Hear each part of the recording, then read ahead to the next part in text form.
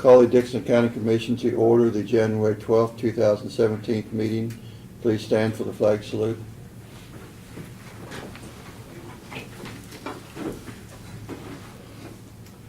I pledge allegiance to the flag of the United States of America and to the republic for which it stands, one nation, under God, indivisible, with liberty and justice for all.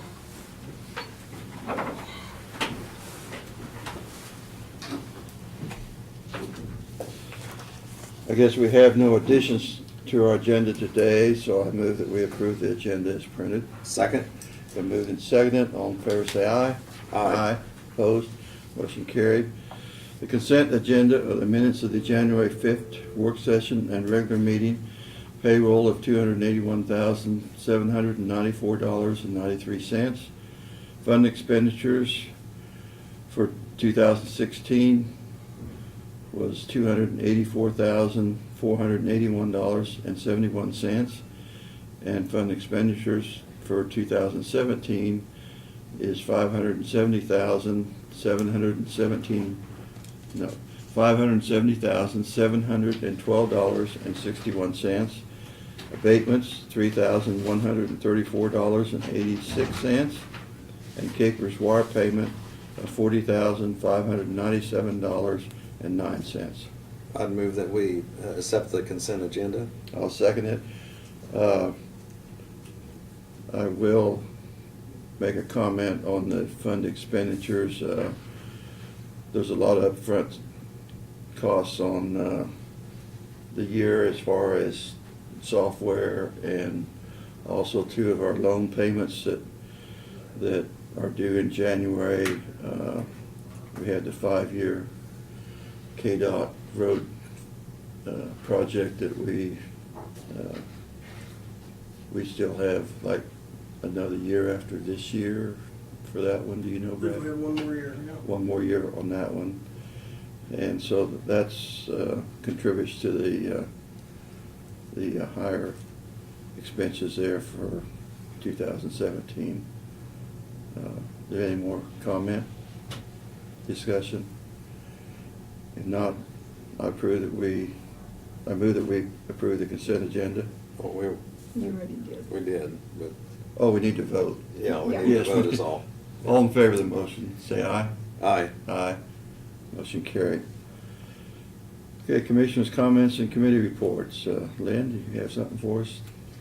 Oh, just a couple of things. Tentatively, we have a meeting there at Navarre Saturday night, and I think it'll probably be dependent on the weather, so if you hear anything, Brad, just send me a text if it gets canceled. And then later this month, and I've already responded to it, but we have a legislative meeting with the League of Kansas Municipalities and the Kansas Association of Counties. And that's going to be at Topeka and meeting with legislators, and so that's going to be January 25th. And we're already starting to get emails from the KAC and the lobbyists, just the impact of the budget, so everything's being followed closely, and of course there's more levels of concern in certain areas than others, but anyway, it's a work in progress. And then of course it's obvious Commissioner Chamberlain isn't here today. Craig is attending a meeting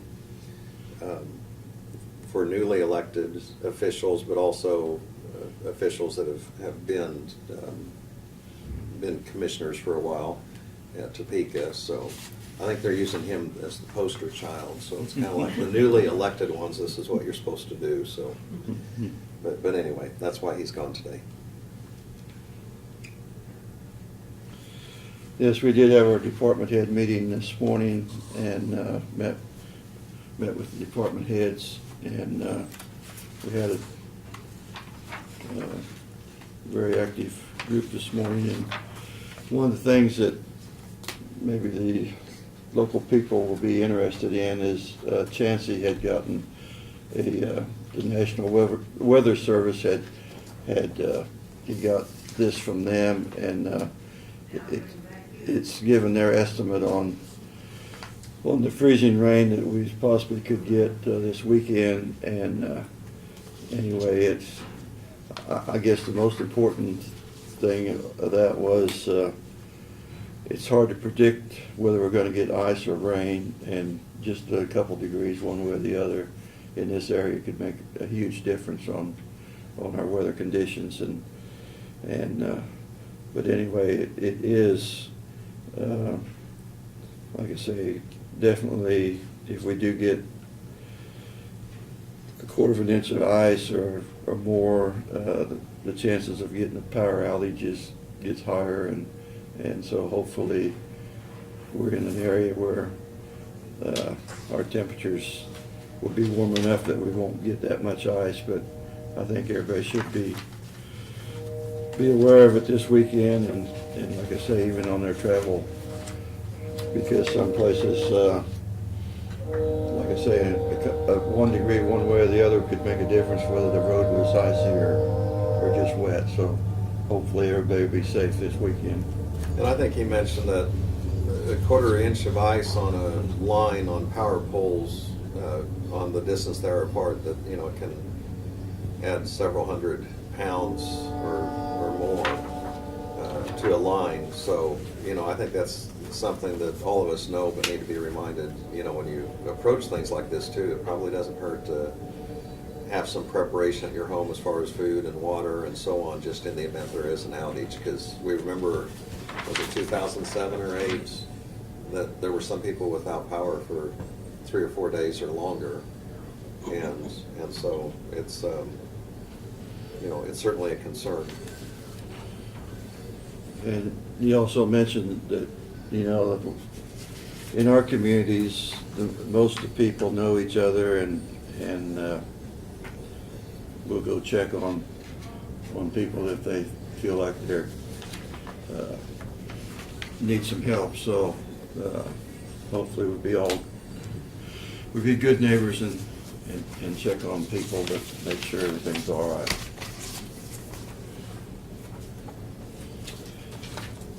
Okay, moving on to presentations, petitions, proclamations, and other public comment. And we have a lady here that has a couple proclamations for us. Yes, I do. You state your name and... I'm Karen Larson. I'm actually a Saline County resident, but I work in Concordia.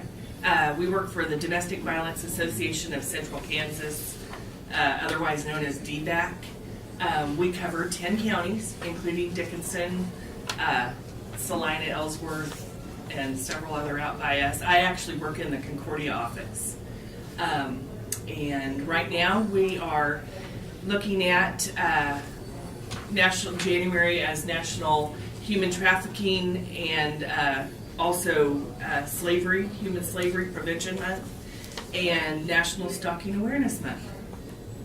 I have 2 proclamations. We would appreciate you giving these your consideration as declaring January as National Stalking Awareness Month and National Slavery and Human Trafficking Prevention Month. Would you like me to read these? Yes, and I will read the bottom paragraph then. Okay, that'll be great. This is National Stalking Awareness Month, and this says, whereas millions of men, women, and children are victims of human trafficking, which is the second largest and fastest growing criminal industry in the world. And I should sideline that with second only to the drug trade.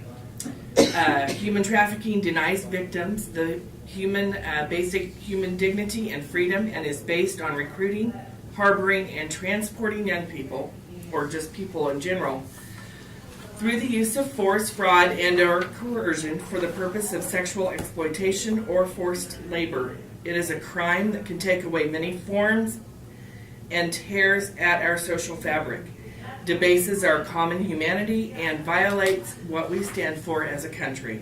Whereas the U.S. Justice Department has identified Kansas as an originating state for human trafficking, and most trafficking in Kansas involves local children. Whereas traffickers are increasingly utilizing social networking sites and online classified advertisements to facilitate and sex trafficking. Oh boy. I'm sorry. these, I just noticed that the title of this is National Stalking, and this is the human trafficking one. So I'll just continue, but just so you Oh, know. okay. Okay. I was like, where are we going to get to this? Okay, sorry. Whereas cases in which the internet is used by sex traffickers, certain patterns begin to emerge. Number one, online classified sites are used to post advertisements of victims. Number two, social networking sites are used in the recruitment of victims.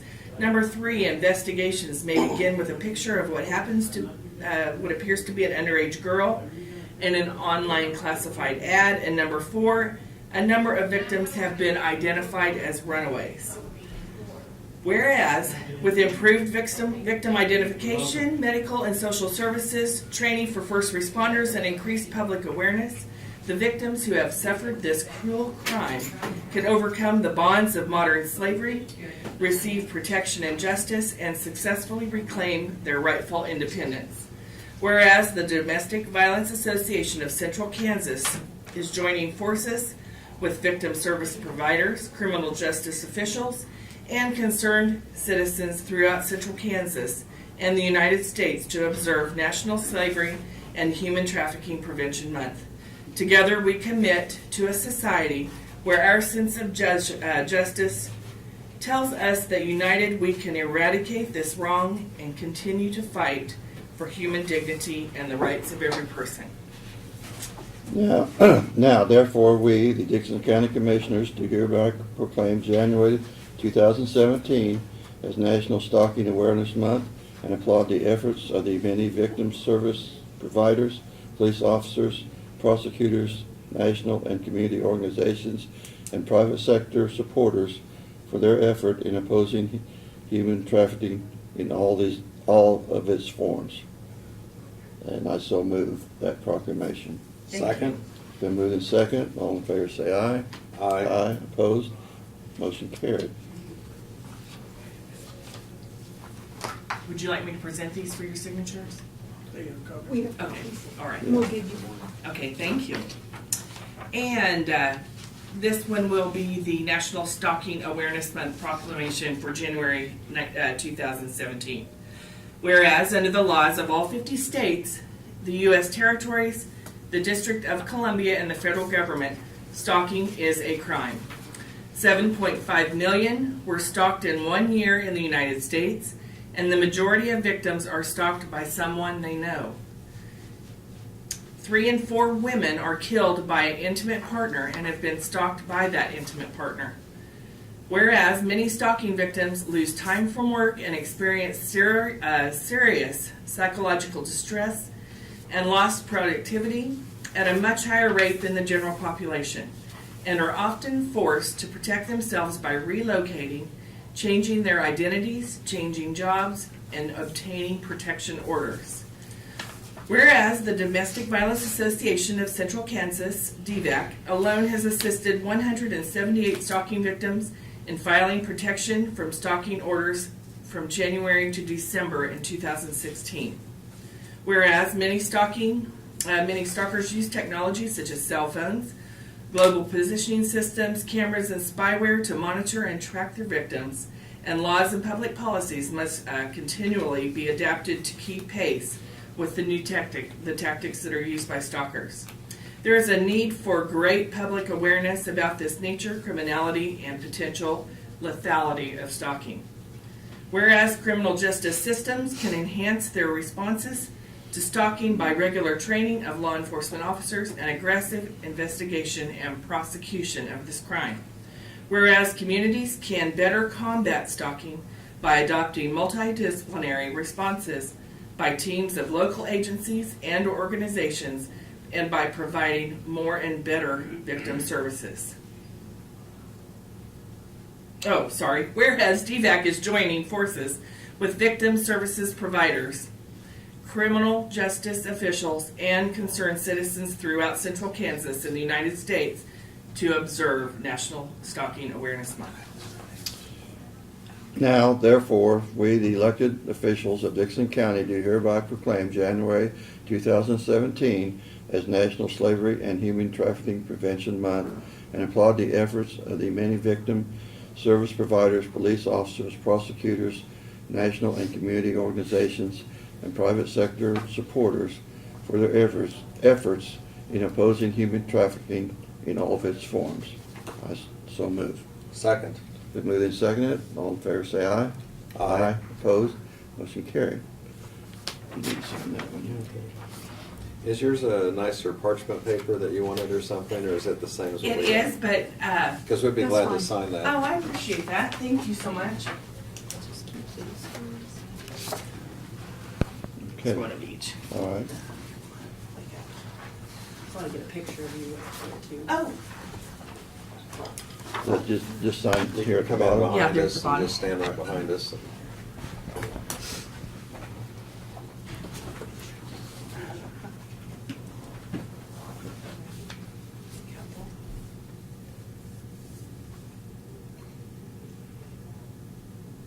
All right. Got it? Yep. Thank you. thank you. And you're in 10 counties, and so how does the staffing, most of it's in Salina, but It is but if mostly- something happens here, do you come to them, or do they go to you? We A little bit actually of will both? come in and have come to Dickinson County. We actually helped a woman with a very serious protection from stalking and stalking abuse, domestic violence abuse case. She was actually being held against her will. She did break free from that situation, but continued to just be harassed and continued. She feared for her life. Stalkers and abusers are very clever, and it's scary to the extent of what they make their victims feel. And you actually, I mean, the scariest thing we hear, and probably more often than not, is that I'd rather not live anymore if this is how my life's going to continue. So it's a very scary and very serious crime. Well, thank you And for all then- your work. What's Yes. I said thank you for all of your Oh, work on thank that, you. It's so. very rewarding. I'm sorry that there's such a need for it. I've been, learning more about the slavery and human trafficking. That's even scarier. It's need meets greed, and it's the reason it's increasingly growing at such a fast pace is that, in the drug trade, you actually have a product that you have to continually restock. Well, in these cases where it's sex traffickers or human slaves, they're there, and they're one commodity. They don't have to replace them. They don't even have to take care of them, and they're making a lot of money.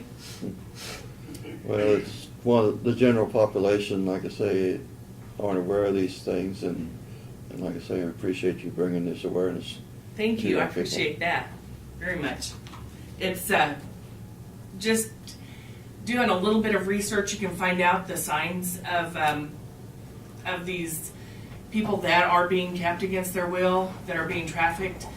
Young women who have an significantly older boyfriend. Just situations that don't seem right. Mhm. You'll hear about the girls, in the other states and whatever in the news that those 3 girls, they were actually saved, well, no, not the 3 girls, it was the young one that he had taken her out and had her passing out propaganda, but it was the eyes of a pretty wise person who noticed that things weren't just quite right. Mhm. And she was brave enough to speak up and save that person's life. Yeah.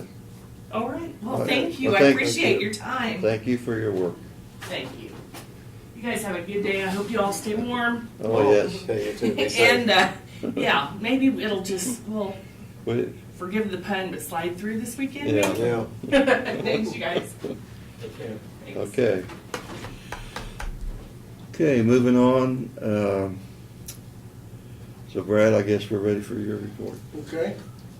Well, it seems to be the season of extraditions. The sheriff's department's had a couple arrests out of state and have arranged extradition one from Brighton, Colorado, and one from Conroe, Texas, for a total of about $1,180 to the extradition companies that will be taken out of the diversion fund. So that's the third year so far in January. So it seemed to be successful in picking people up on warrants. The county crews, Martin and his crews, as you heard in your department head update, has kicked off on site number 3. They started Monday and have progressed pretty well up the creek. Get a pretty good feel for what it's going to take to clean up that site. So that's off and going. We are waiting for the paperwork to come through on sites 8 and 9 from Lex, but to give them the notice to proceed. But they should be getting going here real quick as well. So. We have received our first, I'm sure, of several of the 5 schools in the county requests for the Safe Night After Prom donations, and in the past we have done $500 from the Alcohol and Drug Education Fund, and if you're comfortable with that, we'll continue to do that again this year. We've done that to the 5 school districts in the county to help offset some of their expenses for helping after their proms, and I think that's a really good program to continue to support. So. Yes, like I say, it is an option for the kids to have a good time and be in a safe environment. Absolutely. Those of us who have been around for a while know what the alternatives are after proms, and it's not good.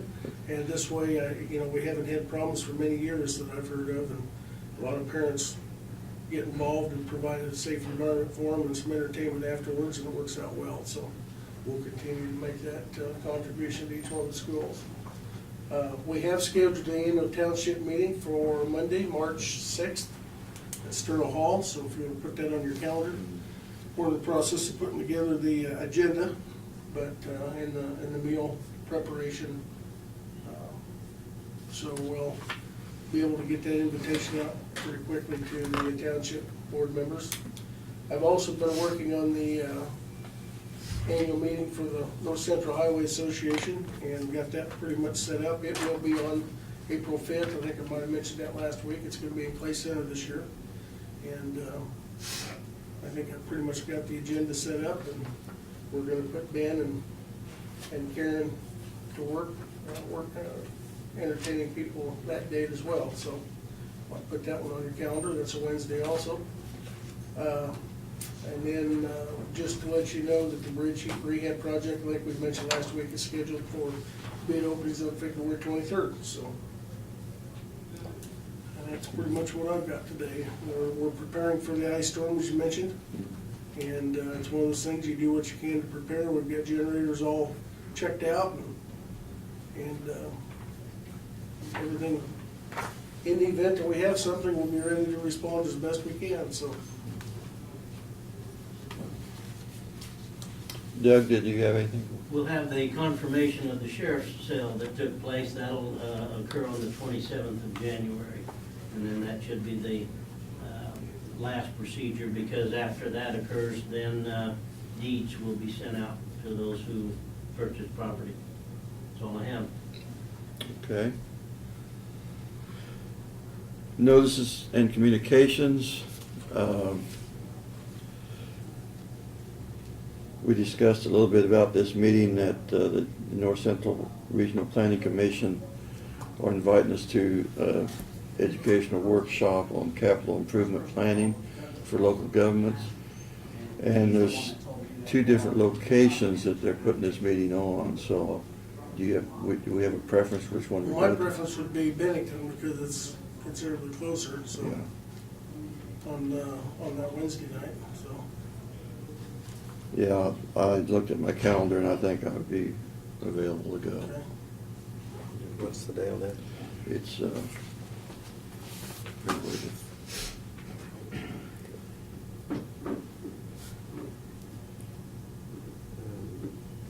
I'm going to be out of town on both the 15th and 16th, so okay. Okay. in fact, almost. I think Craig had mentioned that he was interested, but I'll confirm with him and get us RSVP'd, so. And almost the meeting that week also. Okay. No, it's like the 16th or something. We received a letter here from the Kansas Development Financial Authority, and this is a program that's it's a program for young farmers to help with the financing of property, and what it does, it allows banks to give a little lower interest rate when they're loaning money if they qualify for the beginning farmer. And on this one, Ryan and Lacey Foltz has been approved for that program.